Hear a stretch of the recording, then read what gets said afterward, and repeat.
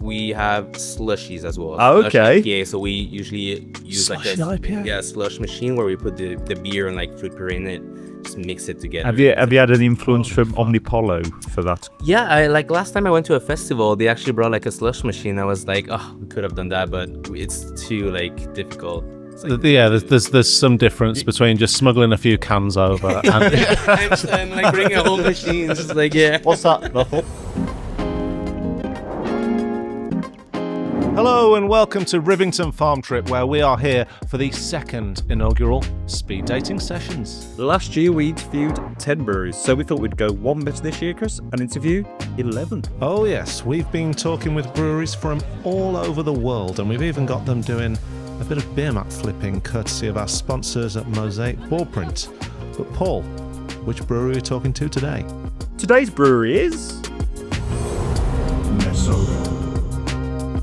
Okay, so we're here with Boris from Messorem Brewing. So from one end of Canada, from the British side of Canada, I suppose, in Ontario, over to Quebec. We've just been chatting with the boys from Third Moon Brewing. So Yeah. They're great. They didn't say anything bad about Quebec at all. Yeah, when you started mentioning Quebec, I was like, oh, my ears perked up. It's like, okay, what are you going to say now? So, Yeah. dude, tell us about yourselves. Yeah, so I'm Boris from Messorem. I'm a taproom manager there. I've been working there for 5 years now.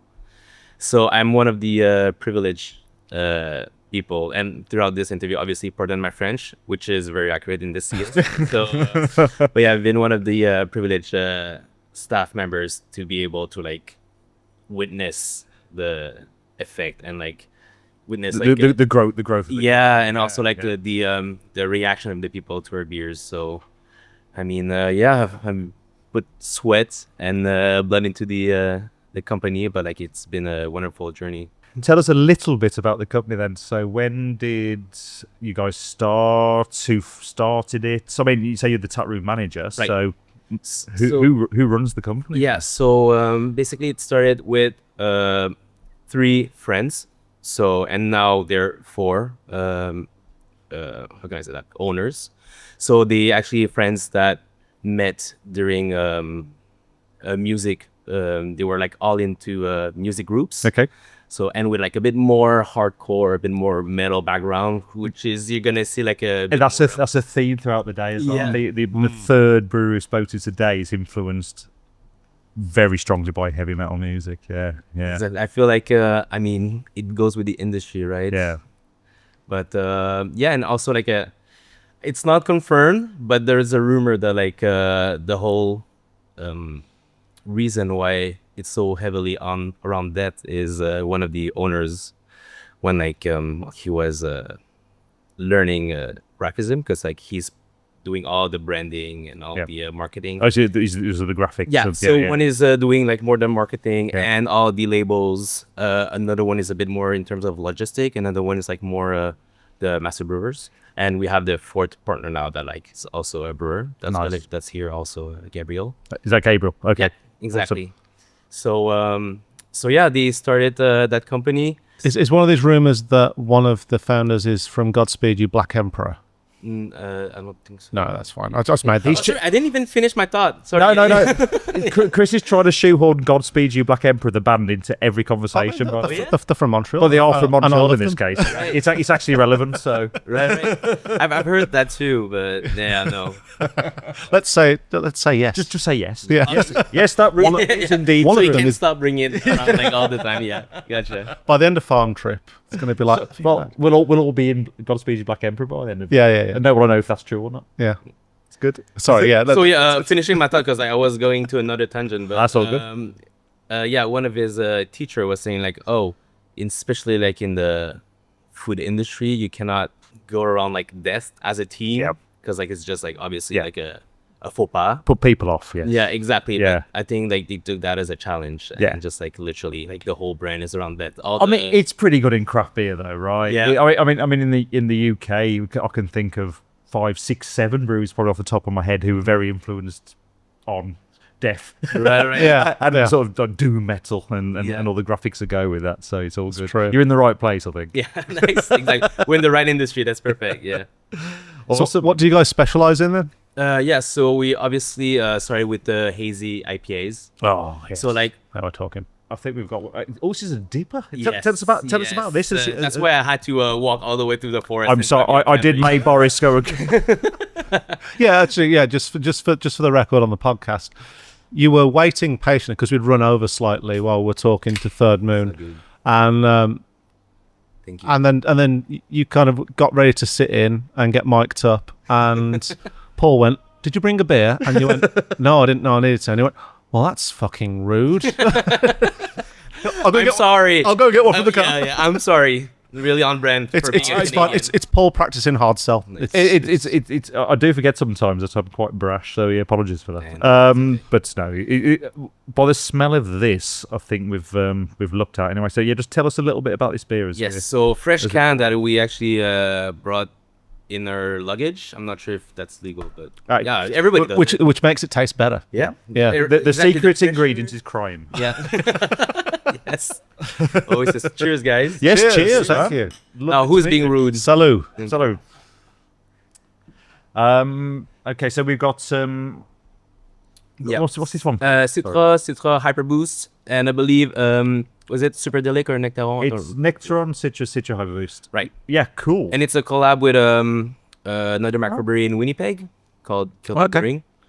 So yeah, collaborations are a large part of what we do. But we do specialize in New England IPAs, single, double IPAs, triple What's the strength on IPAs. that? 8.2 or 8. It's 8. Yeah. Yeah. Classic dipper strength. Yeah. Let's have a go then. That's fucking amazing. It's wow. soft. Oh, that's a pillowy. Yeah. Yeah, That's that's lovely. That's really soft. Oh, well done, mate. Yeah, awesome. We like that. Yeah. Is that a Gabriel brew? Yeah, so like there's a large team of brewers behind all the beers that people taste, and a lot of collaboration. Cool. with that. Well, tell us about your tap room. What's a Messorem tap room look like? How many lines have you got? How big is it? Oh, that's a great question. So we have about 30 lines plus 30. 30 lines plus slush machines, which are a big component of the summer season in the. For Messorem. for alcoholic smoothies or just normal smoothies or smoothie sours? We have smoothie sours, Yes. but we have slushies as well. Oh, Slush okay. IPA, so we usually use like Slushy a IPA? slush machine where we put the beer and like fruit puree in it, just mix it together. Have you had any influence from Omnipollo for that kind of thing? Yeah, I like last time I went to a festival, they actually brought like a slush machine. I was like, oh, we could have done that, but it's too like difficult. It's like, Yeah, there's some difference between just smuggling a few cans over and and like bringing a whole machine, just like What's that? Nothing. Anything to declare? yeah. Just my overweight slushy. luggage. Just like, what do you got in there? It's like, Slushy machine. I can't be anywhere without it. Yeah. but That's yes. awesome, man. So 30 lines with slush machines also, but the beer garden is like very big. The capacity I believe is like 450 people. Wow. Wow. Yeah. And the production of the microbrewery is like 1 million liter per year, I would say. Oh, wow. So like we're still like medium size. I mean, it's big though, isn't it? I mean, Yeah, maybe UK big, maybe Canadian medium. but I mean like it's been 6 years, but like I've been very lucky to see how it progressed and the growth in the company. It's just like the belief of all the owners has into the company. It's just like it's also the fact that like we have so much demand and we want to be able to cater to that demand, obviously. So, What is that demand then? So again, I'm always in awe of the scale of Canada. Right. You know, just it's so vast, and obviously you'd be focusing on your small area. Second largest country in the world. I've heard that rumor. Yeah. that rumor. The first one is actually Texas 3 times. So did your growth come from just the tap room and you're catering to the local people, or was it because you were creating beer and selling it far afield? Or? We started catering only to the local demand, and like the timing of it was how can I say that, like convenient, because like they opened, I should say we opened like at 2019, so right before COVID hits. So it was a blessing in a sense where it was a bit more easy to manage the expectations and the demand as well. So That's awesome, man. What's the Montreal beer scene like? It's Craft beer scene, very diverse, and there's a lot of good breweries. A lot of people putting heart and soul into their work.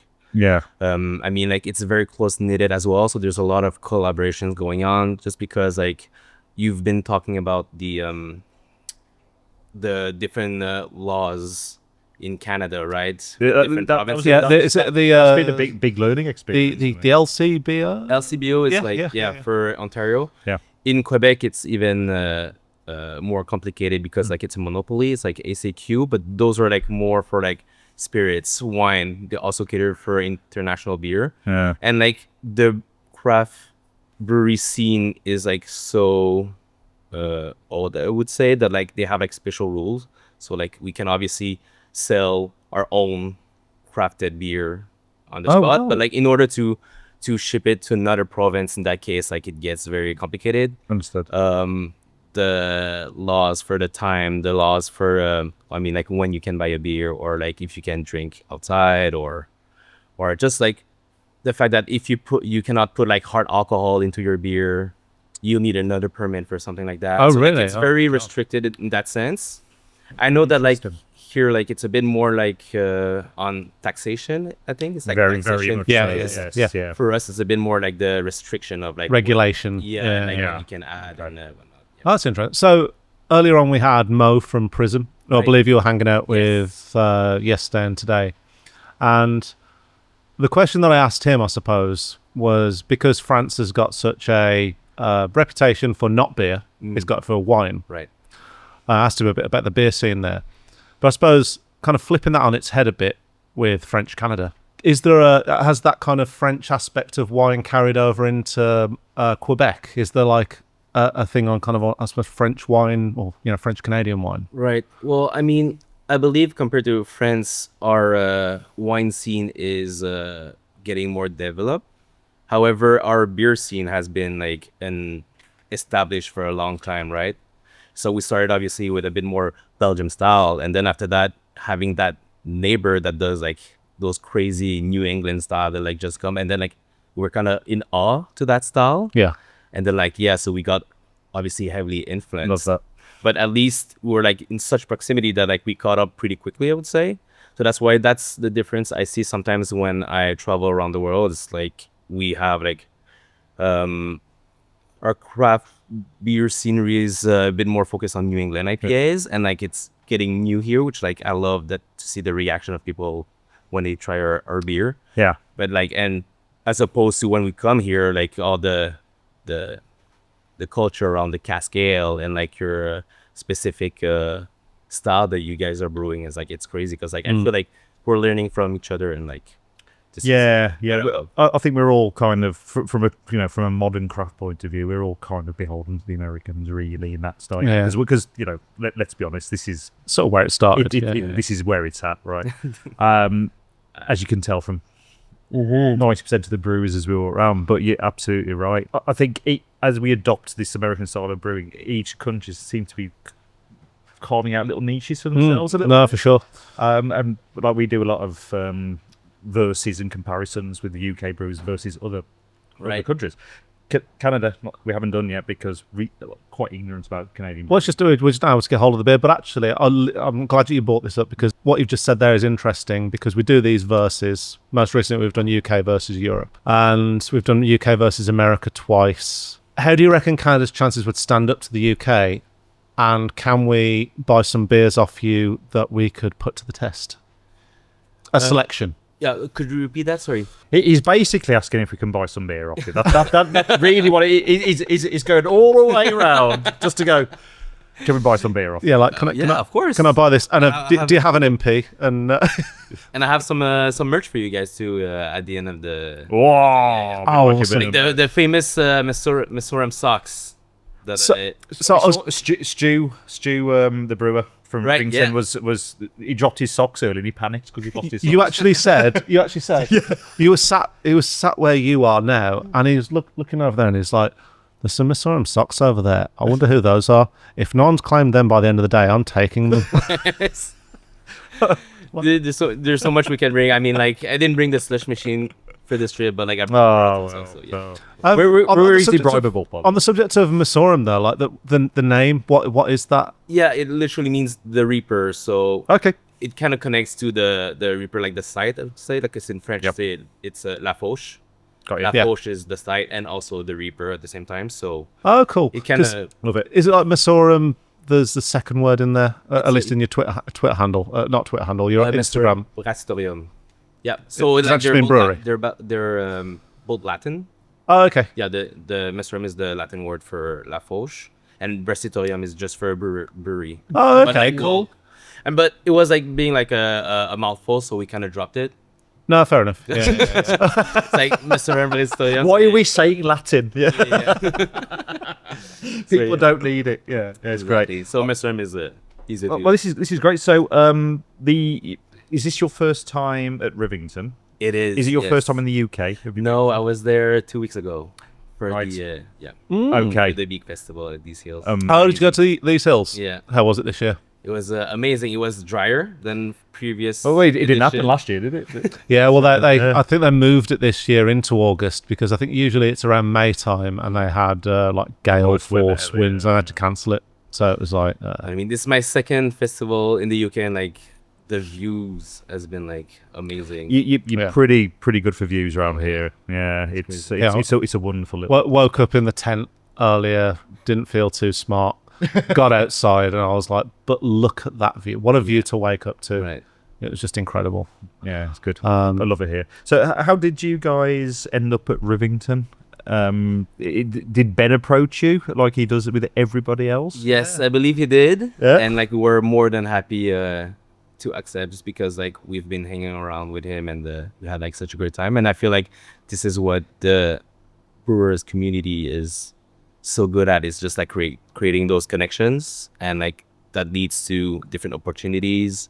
And yeah, I mean, I'm here as a time manager. Yeah. Oh man, no, It's traveling around the world, so It is the whole thing with craft beer, just worldwide. It's almost like taking one of those ancestry tests and finding out that you've got family over in Canada when you see it as a decent craft brewery. It's like, fuck yes, you need to go and talk to them. Well, this is Pretty great. well. So, where can we find, or I'll reframe the question, can we get Messorem beer in the UK at the moment? Or is there any plans to do so? yes. So right now, our distributor is Distant Land, and I believe, old Distant Lands, yep. Yeah, I believe they mainly cater to the other businesses. So like, Yeah. it always changes. Wholesaler. They're the Yeah, distributors, yeah. Yeah. I believe it's available sometimes like on a website, and then like people are just buying them online. Yeah, so in this country, you kind of have distant lands, but then you also have other wholesalers that sometimes have direct to consumer sites. Yeah. Right. Yeah. Exactly. So I believe that's the whole point. Is we're just here to carry the name over. Yeah. Like get people to try it, get people to I mean, that's the real deal. Yeah. that really is. That was. That's I right, mean, real I've street, I've just it's vanished again. Like same as I think there's some more. No, never mind. same as the Quipper that Third Moon bought. Just vanishes. That's unlike you. I know. I know. I don't know. I don't know what to tell you. So- right, tee it up, Paul. Go on then. Right, so you might. I think you were probably Yeah. looking at this. So how is your bar mat flipping? Zero experience. You're a for me taproom too. manager. Yeah. You've never flipped bar mats. We don't have coasters at Messorem, but yeah. Really? Yeah, it's a really absolute a heathens. pub culture, but yeah. Well, this is. I think we're learning something about Some Canadian people just do UK this. differences. Let's just do that. Yeah, exactly. But we come over and like we clean the table afterwards. Yeah, I mean, fair enough. politeness. That's Yeah. right. So you I don't know if you saw it. So our sponsors, Mosaic board Mosaic printers. Ball Printers, did these for us, and they do a smashing job. Check them out if you own a tap room or pub or bottle shop or anything you want. Right. So Can I try this one? do you want to? I reckon. Do you wanna I can give do it a this. go? Yeah. So you put about a third of the beer mat off the table, back of the hand. Absolutely. That didn't work. And don't do that. 'cause caught you were one. shit. But I did that. I did. Okay, at least I Had a like that. foot Like So one full rotation, Can be a- and if you catch them, you're good. If you catch that and you're happy, we can put more numbers on. Yeah. okay. You get Do two you goes want to because you keep need. your cell phone right here, or are you? It's fine. It's fine. Yeah. It's had worse. Yeah. Oh, Have another go. It's really hard. You need to practice this. Yeah, it is. Especially, I can't believe that Canada have not heard of beer mat flipping. I was pretty close. Thank you. So do you want to double up, or are you happy with the 10?